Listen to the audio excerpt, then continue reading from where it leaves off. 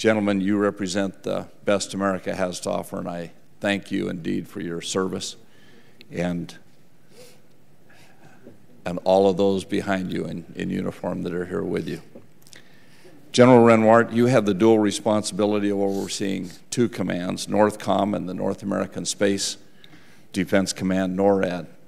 There are several issues within your AOR I hope that will be addressed today, but I'd like to take this opportunity to focus on one of the most imminent national security challenges on our nation's doorstep, the narco-criminal enterprise operating in Mexico.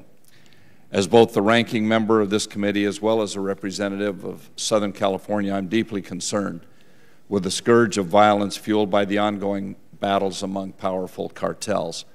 The recent killings in Ciudad Juarez illustrate the danger and reach of the escalating drug war. Soon after he took office, President Obama honed in on this issue, endorsing the Merida Initiative, which was passed by Congress in 2008. But that interest seems to be flagging, even though the violence is not. Mexico cannot win its war without America's help, and we cannot afford for Mexico to lose. From your perspective, where and how should we build upon the momentum initiated by Merida and translate that effort into a lasting partnership? What role do you see NORTHCOM playing in terms of building the capacity of the Mexican military to counter the threats it faces? Turning to SOUTHCOM, General Fraser, first I must commend SOUTHCOM for its efforts to assist Haiti in its time of need. The success of Operation Unified Response speaks to the professionalism of your forces and to the command's efforts to enhance its interagency relationships. Your forces brought comfort and hope to a devastated people and have helped to put Haiti back on a road to recovery.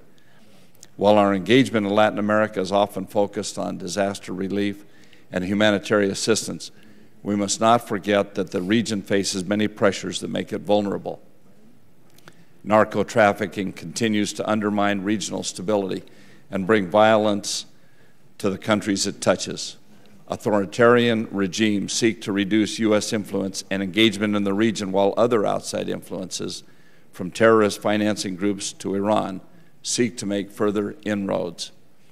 Given our commitments in other areas of the world, most notably the CENTCOM AOR, I'm concerned that we may not have the resources needed or the focus to appropriately engage our Latin American partners on a military level, and that security and stability in the region will suffer. How is SOUTHCOM addressing the region's many challenges, and where do you need our assistance? In closing, let me take a moment to comment on the detention facility in Guantanamo Bay, Cuba.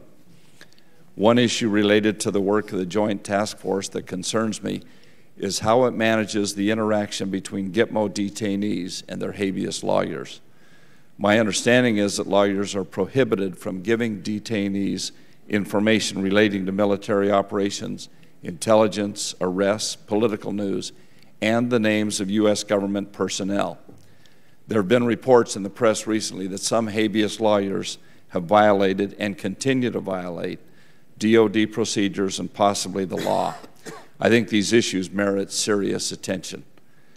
Mr. Chairman, I ask that my entire statement be included for the record, where I address other issues facing the combatant commands testifying here today.